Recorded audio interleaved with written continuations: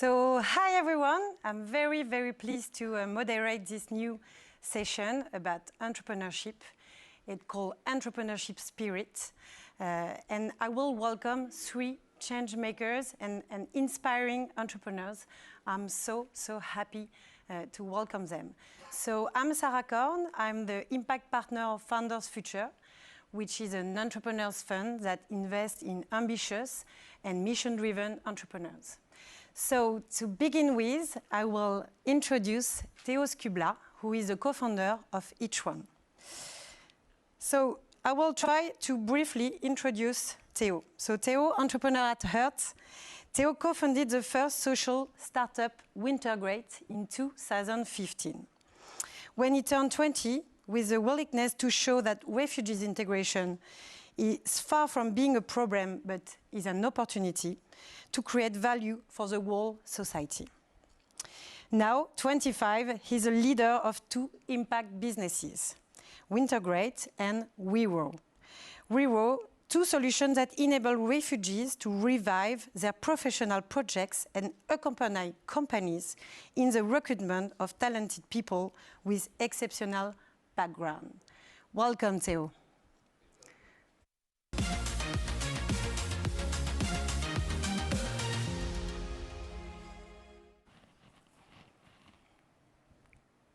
Hello, everybody. My name is Théo Scubla, and I'm now the co-founder of each one. To start, I would like to tell you a little story. When I was young, my grandmother was always telling me, each time I was seeing her, you know, Théo, I'm frustrated. I'm frustrated. I could have done so much more. I would have liked to be someone important. Each time I was meeting her, she was telling the same thing. And she does, still. And in 2015, when I was a student, I met Omran and Rateb, 2 people who changed my life. They were respectively an engineer and a student in economy, and both were refugees from Syria. And at that moment, I realized how big the gap was between the 10 million of refugees and newcomers in Europe and their current situation. And clearly, it was a big waste. Their potential was not respected. It was a big waste for them, of course, but not only, for society as a whole and for companies. Because to remain successful and relevant, companies can no longer do without the widest possible pool of talent. And here, we had an exceptional pool of talent in front of us, resourceful humans that had remained invisible. So let's be clear, we are not speaking about a burden, nor about poor people we need to help. We are speaking about an opportunity of value creation for society and for companies at all levels. So we were in 2015, and we just had set our vision to reveal the potential of refugees and newcomers and turn the situation into an opportunity for society, for companies, for each and every one. It's with this mission we created each one in 2015. And today, each one is a mission-driven company. It's a training to employment solution dedicated to refugees and newcomers that turns inclusion into a wonderful experience for companies.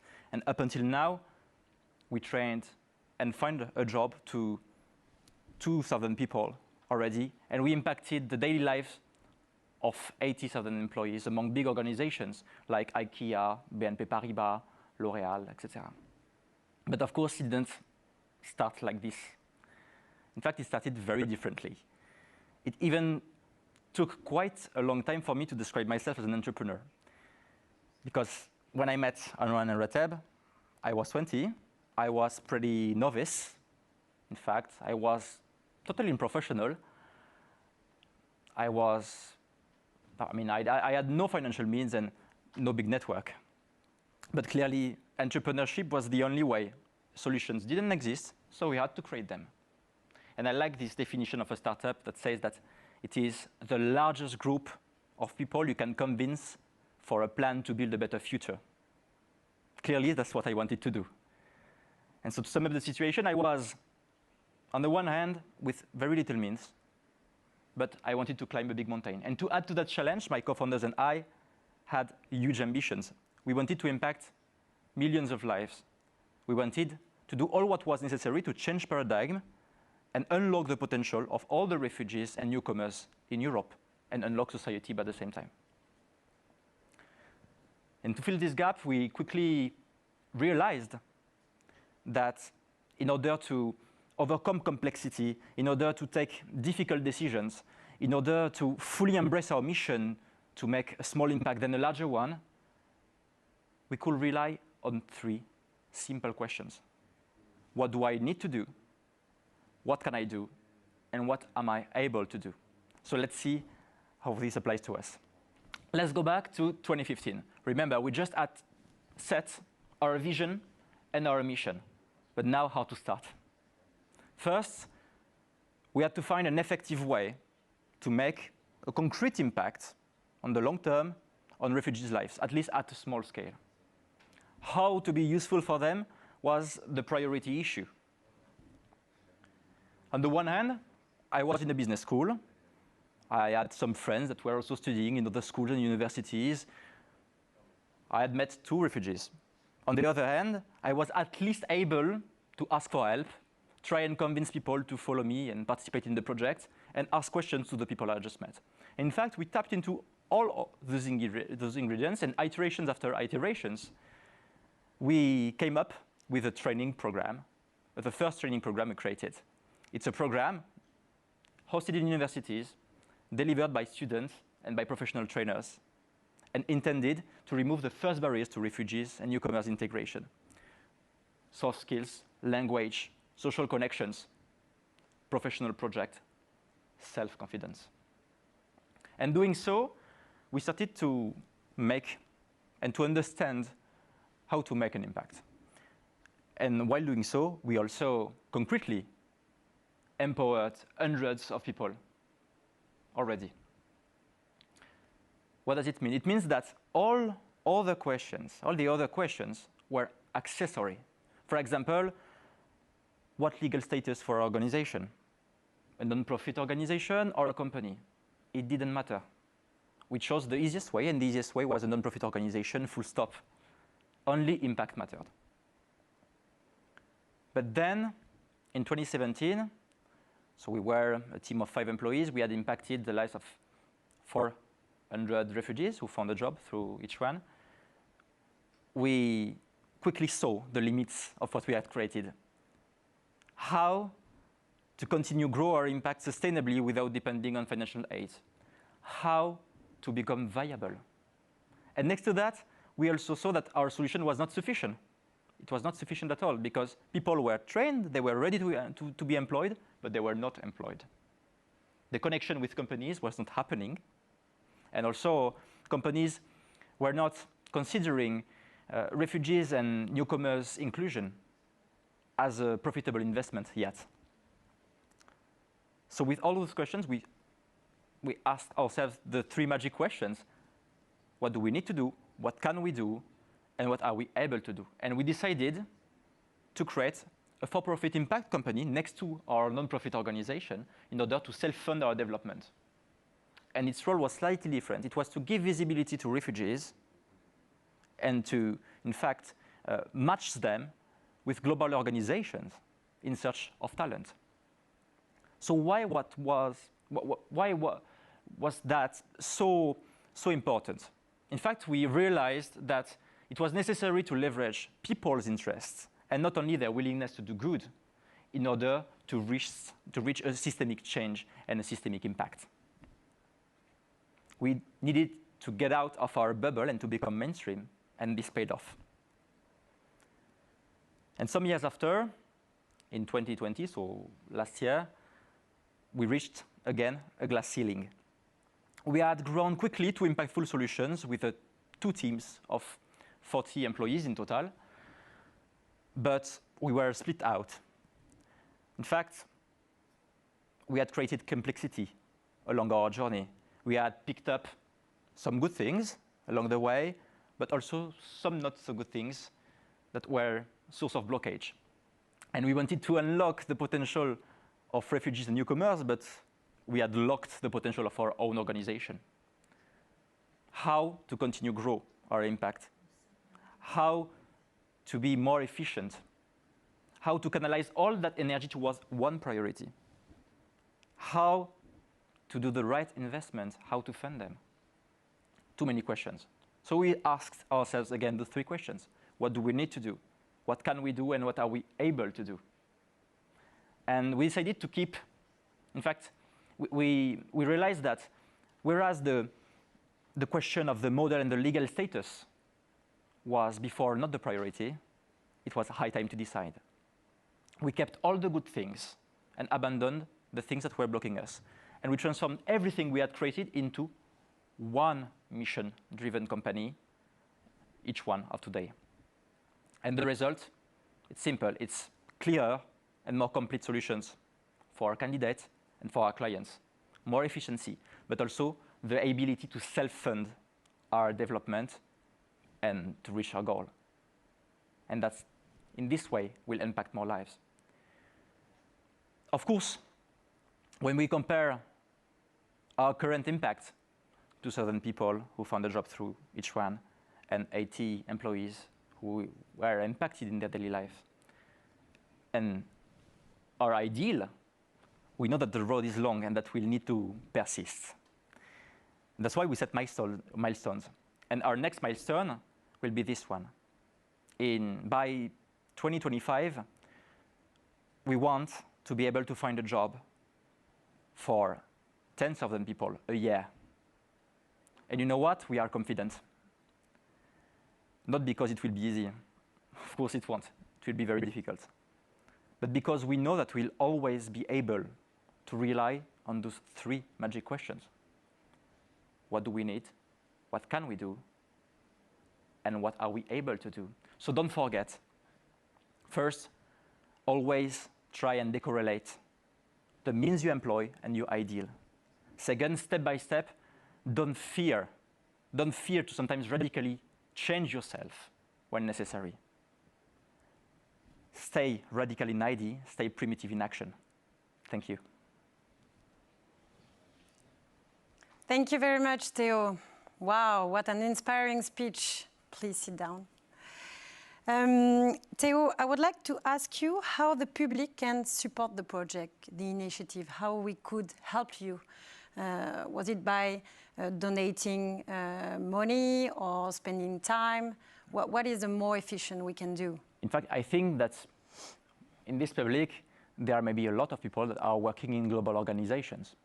And our challenge now is to convince more and more big companies, because they are our first clients, to recruit more and more refugees, to see them not as a cost, but as a source of value, as in fact a win-win situation they can profit. So if they want to link us with their recruiters, with people they know that could decide and recruit those people at each one, it will be wonderful. Great. So as this session is called the entrepreneur spirit, I would like to ask you, what is your definition of entrepreneur? And when did you become an entrepreneur?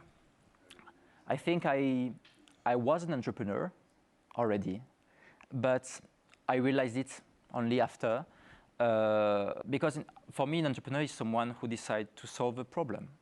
And you know, I said that solutions were not existing. It's all this approach to, and this willingness to create things when they don't exist, with this feeling of sometimes not agreeing with what is the status quo. And as I said, I like this sentence that says that it's above all knowing how to engage also people around a plan for and to build a better future. And I think all the entrepreneurs, not only social entrepreneurs, could define them this way, because the pressing needs are, I think, the real needs entrepreneurs have to tackle. Sure. And what are the next steps of each one? I mean, you accomplish so many things. So what's next? So yeah, now we are around 50 employees. We have the capacity already to make an impact on many lives, but now it's really a transformation period for us where we want to scale up. We proved that we were able to have an impact sustainably, but now we have to generalize that, not only in France, but also in other countries in Europe. So we enter in this phase where we need to convince now largely people to build this win-win situation at a broad level. And you know that the context is not very easy. It's not. So how do you manage that? How do you tackle this difficult context we faced in France and in other countries? You're speaking about the economic context, also like social context, both. Both. Fortunately, economically, things start improving, but it was difficult for sure. We can't deny last year. At the social level and political level, it's more difficult. And I think our role as a company also, and it's because we are a company, is to neutralize this subject, to get out of the polarization, you know, between two ideologies, pro or cons. It's not the subject. It's to put a different angle and to look at the subject with a different angle, which is value. People have talent, whatever their qualifications. They have motivation. They are here on the long term. We have to be able to seize all of that because it's an opportunity and to function with everybody. Because it's only doing so that we'll be able to succeed as a society, as companies also, and as citizens. So I think there is no other way than just looking at things as they are, in fact. Thank you very much, Théo. Thank you for this great job you've done already, and good luck. Thank you so much. Thank you, Sarah. Thank you.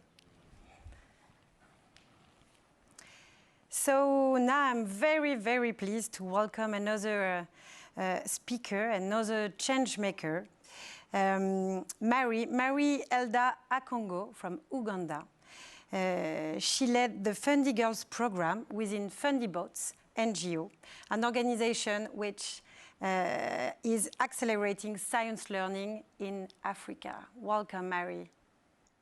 Thank you so much, Sarah. I am excited and honored to be here today. How are you? I am great. It's a lovely day and I am awesome. How are you doing? Very good. I'm very, very honored to have you with us on this session.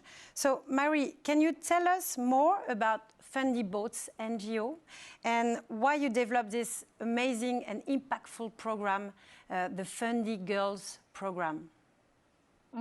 Fundi Bots is an organization in Uganda that is transforming science learning in Africa. We are doing that. We use two tools to do that. One of them is the robotics tool. We have a robotics curriculum and we go into schools and implement that in the schools.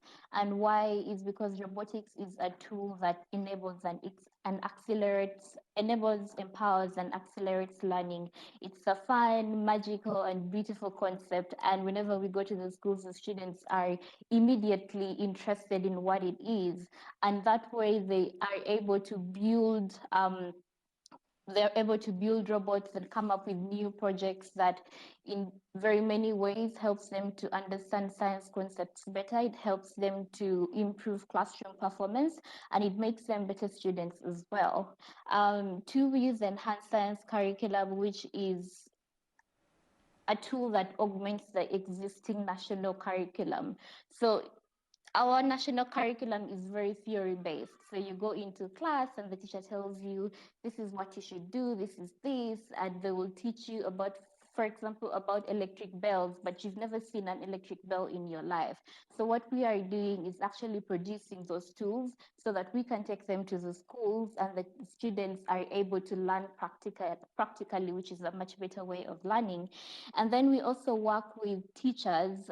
For us, it's important that if we are going to transform science learning and if you're going to create better ways of learning, it's also important to create innovative and creative ways of teaching. So improving pedagogical approaches. The way our classroom environments work right now is that the teacher is the sole authority figure or sole guardian of knowledge. So they come in front of you and they tell you, this is what this is supposed to be, or they will ask you, what is science? And you all respond, science is the study of living and non-living things. And they'll ask you again, what is science? And everyone joins in. So it becomes like a choir, and it also becomes like the teacher is just drilling knowledge into your head, but you are not exactly involved in your own learning, and you're not enjoying the learning process. So that is why we are creating better ways to teach. The reason why we created the Fundi Girls program, though, is to increase participation of girls in STEM by providing equitable access to opportunities and also providing better science education. So I'll give you an example. A few years ago, we went into a classroom, and out of the 30 students that were in the class, 28 of them were boys and only the 2 of them were girls. But even then, the attitude toward girls that are in science classes is very negative. So you'll find teachers telling the girls that, hey, go to the back and let the boys come to the front, because this is not something that girls should do. So essentially, this is why Fundi Girls is here to provide better education for girls, but to also provide opportunities for them to be able to excel and pursue STEM careers. Thank you very much. I learned, thanks to you, what STEM means. So I want to share with the public. STEM is science, for science, technology, engineering, and mathematics. So I would like to ask you, why is it so important for girls to learn science? Right. I think for years, girls have been left out of the STEM field because of this negative stereotype that is not something that women should do. Women have a place in the kitchen, they have a place in the home, they have a place to take care of the family, and yet there is so much more that they can be doing. But also STEM is a very valuable and what's the word?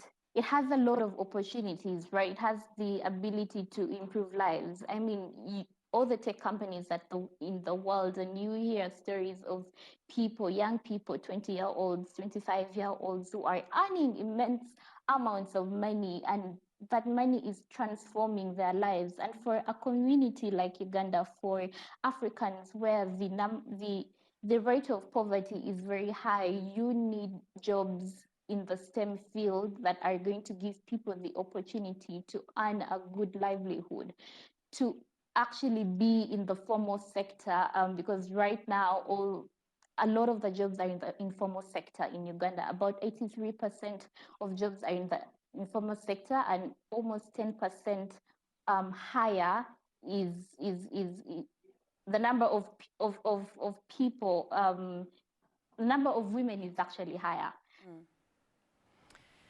Interesting. And do you see, Mary, any progress toward gender equality in education and employment over the last year in Uganda? And can you tell us what today are the main barriers for women to have access to science?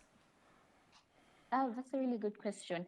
Yes, there have been certain progress in both the education and the employment sectors. A lot of young women have gotten jobs, have gone to higher education, and they are in the work field right now trying to make a living, although they do face certain challenges.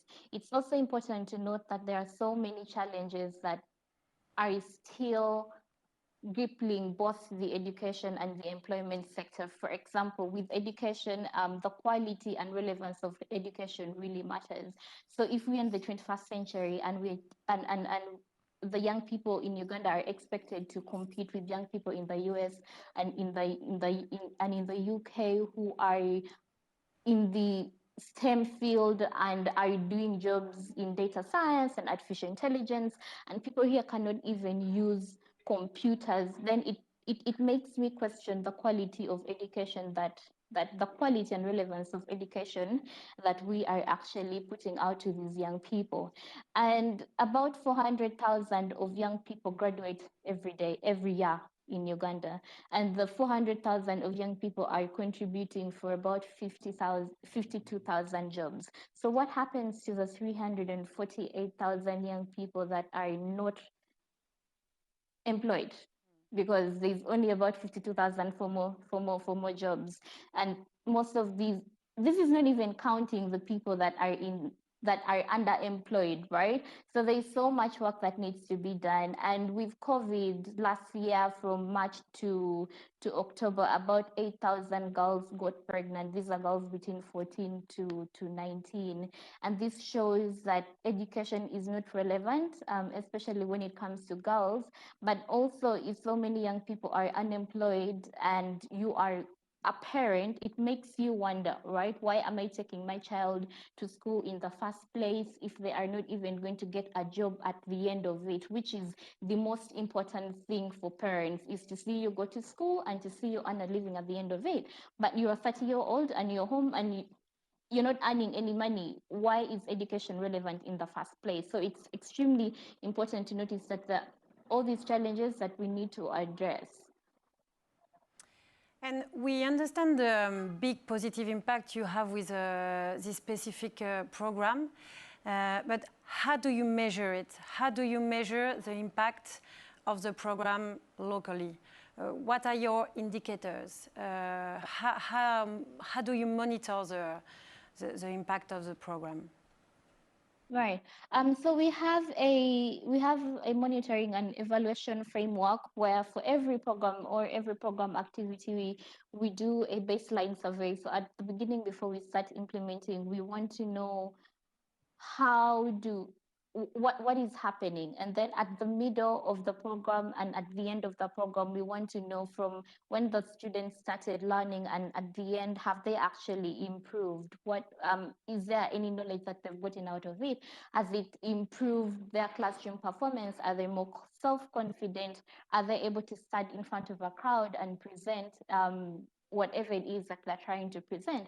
And some of our impact indicators, and I think the most important impact indicator is the level of proficiency, right? So for every student that learns, are they able to apply the knowledge that they have learned into their community or at school or wherever? Can they use, so for example, some of the students that come to us don't even know how to use laptops, right?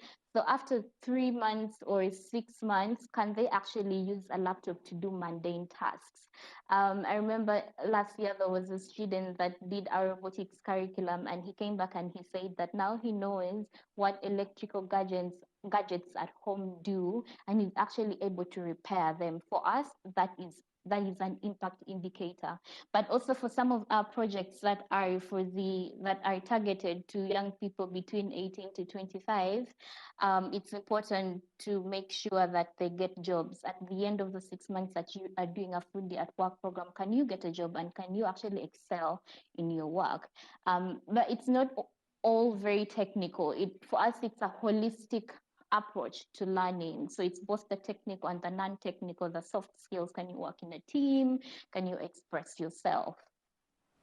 And what would you need now to develop the program and really to leverage the impact of the program? Would it be tools in different other innovations? Could be tech innovation, or is it funds you need?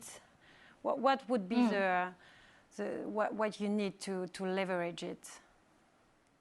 One, I think we need partnerships. So if we are going to train young people to become engineers and we want to place them in different jobs, we need to be able to build partnerships with different organizations and companies that can actually employ these young people, but also partnerships to successfully complete other programs that are at Fundi Bots and Fundi Girls. And then we also definitely need capacity building. I'm a firm believer in continuous learning. So as a team, we go out every day and interact with young people and build programs and do all these things. But it's important for us to constantly keep learning so that we can provide better services for the people that we are providing the services to. And then thirdly, the money is extremely important. So we need the money. For example, our enhanced science curriculum, we need the money to hire teachers, to build a production warehouse, to put together production machines that are going to enable us build these tools. So the money would really help us scale and to also implement a lot of our program activities. Very clear. Thank you, Mary. So I would like now to talk a bit about your personal story. We're here to talk about entrepreneurship spirits. So Mary, you have an impressive professional career in the development field. You won a lot of amazing prizes. Just few of them for the public, but the last Facebook Social Entrepreneurship Award, the 25 Under 25 Awards, the last World Bank Prize. So I would be very curious to know what your drivers and motivations are, and why so much commitment in your life and your professional career. Yeah. So I think a lot of the decisions that I make and the person that I am right now has been defined by the experiences that I have gone through.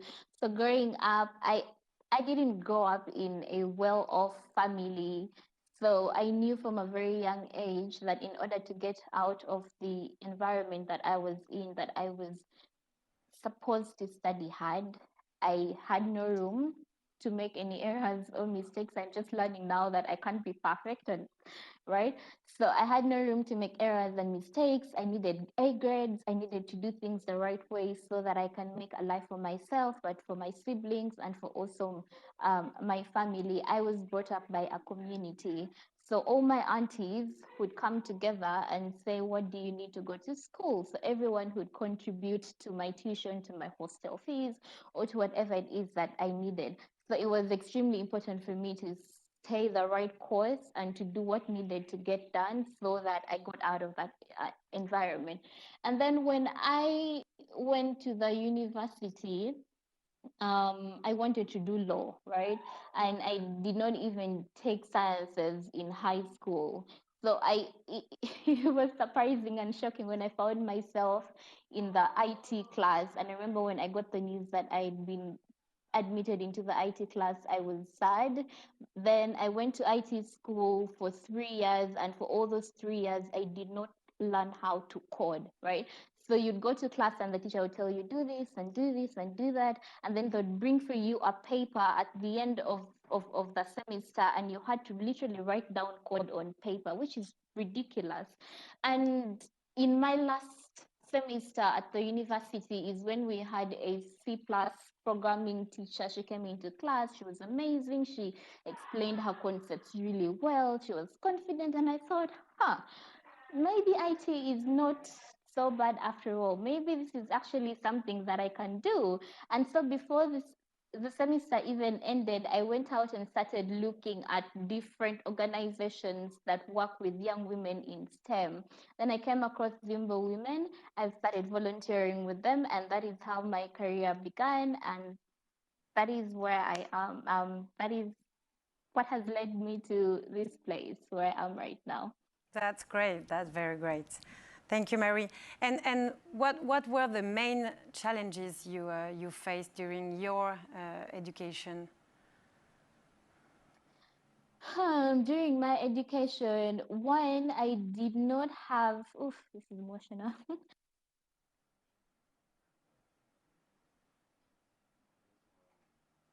I think we lost Mary. Mary, can you hear us? That was a tricky question. Mary? I think we lost Mary. Mary, come back. I have the last question for you. I think we definitely lost Mary. Okay, so it was the, maybe we will come back then just after Mary. Hi, André. I'm very, very pleased to and very honored to welcome André Borschberg, who is a co-founder and pilot of Solar Impulse and executive chairman of H55. Hi, André, how are you? Yeah, hello, Sarah. I'm fine. I hope you can hear me. Yes, very well. You can hear me too? Perfect. Perfect. Like I'm sitting next to you. Great. Unfortunately not. Yeah. We would be very happy to welcome you here, physically, I mean. So, André, you did in 2010 the first and history flight around the world without fuel with Bertrand Piccard. Can you explain us, just to start, the main challenges you faced during this trip? I think the main challenges was not during the trip, was during the 12 years or the 13 years it took to build up the projects, the group, the team, the financing we needed to achieve this. I think the trip was the realization and the consequence of all the efforts that everyone did and the time invested over the previous years there. But what was interesting, in fact, during this flight, that on one side you prepare because of course you have to figure out what you can expect to happen, and on the other side, in fact, whatever you prepared will develop in a different way. And I think it was a good example of what we experienced 13 years before, is to be ready when you are an entrepreneur, when you create something new in whatever field, that you have to be ready for the unprepared, and even not only be ready, but to be in a position to welcome what has not been anticipated, so that you have the right level of energy to cope with that. Preparation is key. And can you explain us in more details the technology you use for Solar Impulse and the new technologies you're developing right now with H55, as we understand clearly? The goal was, at Solar Impulse, the goal was not so much about developing a new paradigm for aviation or the future for aviation. At least at the time, it was to develop an ambassador which could demonstrate the potential of renewable energy on one side and what we call clean technologies. So, by believing that if we can achieve this and do it in an airplane, we can certainly achieve this efficiency, the use of renewable energy on the ground as well. But when we were doing the project and flying this airplane around the world, I started more and more convinced that the technology we had been using had an incredible potential also in the world of aviation. So think about Solar Impulse on one side, a solar airplane. So we were collecting and using only solar energy to propel the aircraft, and it gave it the possibility to have an unlimited endurance. So that was a little bit the goal, to show that we can do things in a different way when we use these technologies, being clean tech or renewable energy. But on the other side, also, it was interesting to see that, so beside using solar energy, that we were using electric propulsion, a little bit in the same way as you have in cars. And this electric propulsion was extremely efficient, or is extremely efficient, was very reliable, and is very reliable. Two things which are important for the future development of aviation. So that's at this time I decided that what we had developed for 13 years had to find its way into commercial aviation, and that's exactly what we do with H55. So we don't develop solar airplane, but we help to develop electric airplanes, clean airplanes, CO2 airplanes for the future. Thank you. We will come back to that and talk a bit about the future of aviation. But I would like to ask you, first of all, because we're here to talk about entrepreneurship mindset, would you say that an entrepreneur mindset is a key to accomplish big things as you did?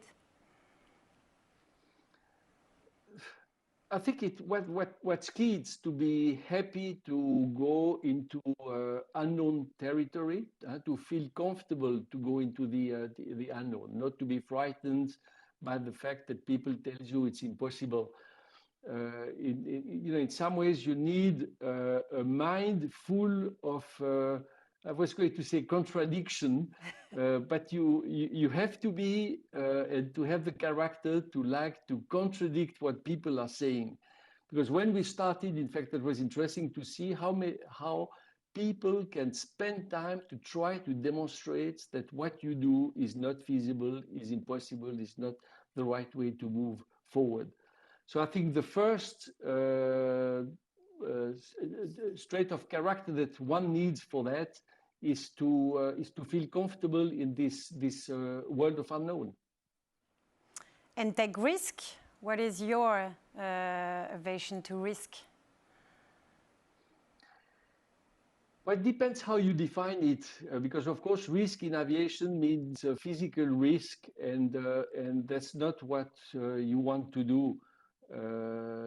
So I think you try to minimize the risk, so you try to prepare yourself for all the unpredictable situations, and I guess the riskiest situation, and of course, by having a high level of risk, make you feel anxious, make you feel nervous, potentially make also you to lose the right decision making that you need. So preparation for this is very important. And I like to say that I mean, the way I do it is to prepare for the worst case scenario. And it's certainly true when you fly an experimental airplane, because you have to imagine that you may lose a wing, that you may have very difficult technical problems, that it may happen at night, that you may to use the parachute to get into the ocean. So of course, this can make you frightened, and the only way is to train how to use a parachute, train how to survive in the water. And then, in fact, that's the best way to put this anxiety on the side and to be ready for the adventure. And when you have trained enough, you are in a position that you can enjoy whatever is happening. So preparing for the worst, and I think I do a little bit the same, you know, in entrepreneurial situation, in business conditions. For me, it's a good way to say, if it happens, I can handle it. So now I can focus on developing what I'm developing and be ready for the unprepared. And André, can you tell us more about your personal story? How did you become a pilot and entrepreneur? Unfortunately, it's an old story, because it was when I was very young, and it's already some years ago. But I think at the time I was reading many books, and it's interesting. I also had an accident which forced me to stay in beds in the hospital for quite a long time. So I couldn't do all the sports I wanted to do that my friends were doing, you know, in the age of, let's say, 12. I mean, that's the time when you grow up. And but it gave me the time to build a lot of small airplanes, and I think I became extremely passionate about this at this moment. And that's when I decided that I wanted to become a fighter pilot, a pilot in the Swiss Air Force, which I could do a few years later. But the books also I read at the time about the pilot of the Aéropostale, the books of Saint-Exupéry, was fascinating, because I discovered the life of these pioneers, and I thought it was incredible that one could think about building a new airplanes, I mean, without having any scientific backgrounds. I mean, people who did this were building some motorcycles, and when they had built some kind of an airplane they believed would fly, they had the courage to try it, but there was no flight instructor. So they sit in this airplane and apply power at a certain stage. And when they could lift off, they have to manage the airplane in flights with their feelings. And I thought this was incredible. And it was interesting that, you know, a few years later, when I met Bertrand Piccard, I was, of course, much older. I had the impression that I was again opening the door of this dream I had when I was a very young kid there. And I was fortunate to be able to do that. That's great. And did you meet, I mean, key people that inspired you? Can you share us as well the when you met Bertrand Piccard as well? When did you meet, and what happened? We met through the Swiss Polytechnical School, EPFL, because he had this idea of flying around the world using only renewable energy, didn't know exactly how to do it with a balloon, with an airplane. And the school became very interested about the project on one side, because it needed the complementary of a lot of disciplines, being about mechanical engineering, material, electric, batteries, chemistry, human behavior. And through, in fact, the school I knew well, they put us together.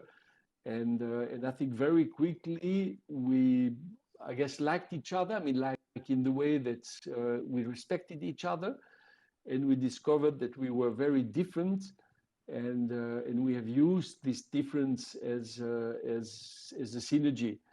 And we always say, you know, when we talk about this partnership, it's a little bit like 1 + 1 = 3. I mean, you know, that's each of us separately, and the one we are when we are together. We never have the same idea, we never have the same conclusion, but we also know that it's useless to try to convince the other one that you are right. It's more important to listen what the other one is saying and to see how the position of your partner is maybe influencing yours, and how and what you can take out of this to modify your position. And I think we were wise enough to be able to follow this route, and we are still talking to each other and are good friends. So it means that it worked pretty well. Great. And André, what are your drivers and motivation, you say?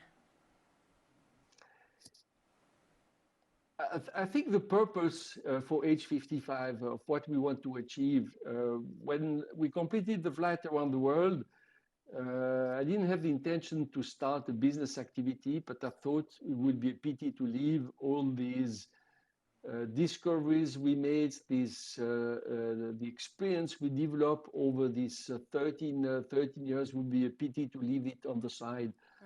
And so we decided with two of my former colleagues at Solar Impulse to set up H55 with the purpose to continue developing these electric propulsion technologies and really to apply it on normal airplane. And that's what we are doing today. But the motivation is really to bring something out of it, and it's extremely rewarding because you see the pressure increasing, the need, in fact, to change the way to do things, and the difficulty that you have to bring this change all over the place. Sure. So let's talk a bit about the future of the aviation, which is I mean, we have a lot of questions on that and the future of transportation. So, I mean, in packaging, we say that the best environmental solution is no packaging. So my question is, what about aviation? Are you convinced that it could be the future? Of course, I mean, what I would like to say about aviation is no fuel. So that's what we need to be able to achieve, and there are incredible technologies for this. And I think electric propulsion is interesting for a lot of reasons. I mean, if it's electric and you produce the electricity in a clean way, you have a clean airplane. But you need both. That's clear. I think it's a little bit the same that for electric cars. Of course, you have to think about recycling everything. I mean, all the questions which are linked to make it completely sustainable. Yeah. But you can. But there are two factors which are extremely interesting, which I think is going to accelerate the development of the introduction of this technology. One is the fact that an electric motor is super efficient. You know, when you use a thermal engine, if you have a car which has a combustion engine, 2 liters at least out of 3 that you put in the tank when you fill up the tank is lost in heat. So it's something which is going into the nature, and unfortunately, which is not available for the propulsion anymore. If you take an electric motor, it's more than 90% efficiency, which means the loss you have by bringing the energy to the electric motor is extremely, extremely small. So it makes it almost a must. But of course, what has been slowing down is the way to bring this electricity into the airplane. So now with the batteries, we make huge progress. So people criticize the battery because they say it's not clean, it has to be recycled, and I think that's very true. But let's understand that batteries are at the beginning of their life. It's like, you know, a combustion engine 80 years ago in 1920. It was not good. It was using as much oil as fuel, and so on and so on. So the potential to improve this technology is immense, and we can recycle it. So we need to make sure that we recycle all the chemistry that we use in the battery, and we can. But coming back to your question, so efficiency is certainly a huge, the big reasons why it's going to happen. The second, which is also very interesting, is that with electric motors, as they are very simple to control, very light, you can develop different type of aircrafts. You know, think about Elon Musk, who is able to bring down his rockets now on the ground. He does it because he's using a lot of software. And of course, electric motors are built around software. They're using a lot of software. So you can have an airplane which has a lot of different motors, could fly like a drone, so taking off vertically, could have wings, so, you know, flying efficiently like an airplane. So you could have, and you can have the best of the helicopter, the best of the airplane combined in one solution, in a simple solution. So it's opening up incredible new potential in terms of mobility. It's going to be less noisy, it can be non-polluting, it can be free of CO2. So the perspective is incredible and is motivating, of course, a lot of investors today, which is also the good sign, because we need some funding to be able to achieve this goal. And André, you mentioned the last Elon Musk Hyperloop project, which is maybe for everyone a new train that allow people to travel from Los Angeles to San Francisco in 35 or 6 minutes. So what do you think about the mix of mobilities? Is it the future? I mean, what will we ask ourselves? What will be the transportation be like in 2030 or 50? What is your point of view on that, on this mix of different clean mobilities? Well, it's definitely going to be electric, because electric motors are simple, cheap to produce, have an incredible life. They don't wear out, so I think the potential is immense. We need to be able to produce electricity for this motor in a clean way, so we need to go through renewable energy, or a clean form of producing this energy.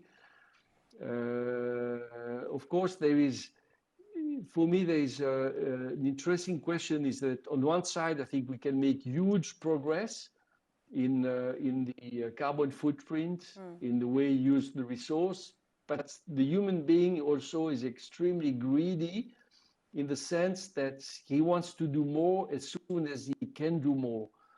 He wants to go further, he wants to fly longer if he can do it faster, and our impact on the environment will remain strong. So I think if we want to achieve the goal to reduce our impact, we need to be able to control ourselves on one side, and we need to be able to bring the right technology on the other side. And I think the combination of both is a chance to make it happen. But my impression is that we need both, and one is not going to be sufficient. Yeah.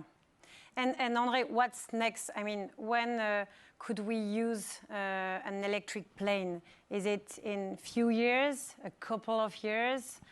I mean, what's the next step to be able to have this electric plane for everyone, for Mary in Uganda, myself in France? What's next? For flying the electric airplane, you can come to see us. I can make you fly electric tomorrow. So if Sarah, you come to Switzerland, love to, you have an invitation. In 1 year, we are having now small airplane flying electric, which are used for the training of pilots. So flight schools will slowly get electric airplanes, and they want it, they need it because of the pressure, of course, the political pressure, but also from the young people. I mean, young people say, I don't want to do a job where, in fact, I'm going to be criticized every day as I produce CO2 all the time by flying and piloting, these combustion engine airplanes. So this is happening. That's today. It started. I think the next step you will see is this first flying taxi, which will fly electric, so providing some mobility possibility in large cities. We have to see how it's going to apply, because of course they are not completely silent, so maybe it will disturb some people. So we have to find the right way to use this technology. I hope we will. But if you talk about a large number of people, I think you will see commuter airplanes flying electric in about 10 years. It takes time, so people think that 10 years is long. In aviation, it's pretty short. But I think in 10 years we can really say that we can fly from Paris to London, Paris to Munich, for example, electrically. So this will be small airplanes, 20 to 50 seats, but electric propulsion will make this type of airplane economical. It's not like a combustion engine, which needs at least 120, 150 seats to be competitive. So I think this is the next big step. We already transform existing airplanes and making them electric for small commuter airplanes, which flies, for example, as seaplanes in Vancouver. And we have a project with Canadians and American company to make this seaplane electric. They fly short distance, short time. So it's the beginning, it's 30 minutes, but they fly from the city of Vancouver. So they are very noisy, polluting, and there's a lot of pressure to replace this way of moving people around. So it's already happening, but it will take the 10 years to be available, I think, for city-to-city transportation. Larger airplanes going over the oceans will take more time. I think they're 20 years. Don't ask me which technology. I think it's not clear yet what will happen. Is it going to be hydrogen? Is it going to be something different in the way we store energy? I don't know. But if we want to be clean on larger airplane in 20 years, we need to start today with the small airplanes. That's the only way to build experience, to build the technology, to demonstrate it's safe, because safety in aviation, of course, is super important. So that's the way we see it, and that's how we want to contribute as H55. So we don't build airplane, we build the technology to make the airplane manufacturers able to build, develop clean aviation in the future. Thank you, André. So exciting to be at the beginning of the electric plane. So now it's time, unfortunately, to close the session. Thank you very, very much to you, André, Mary, and Théo. It was very, very inspiring, and I hope you in the public was as inspired as I was. So thank you very much. You are the best illustration that entrepreneurship can really leverage, impact, and accelerate the social and environmental transition. So thank you very much. I was very honored to have you. Thank you. Thank you. Thank you. Don't forget my invitation. I don't. Bye-bye. I don't. Thank you. Thank you.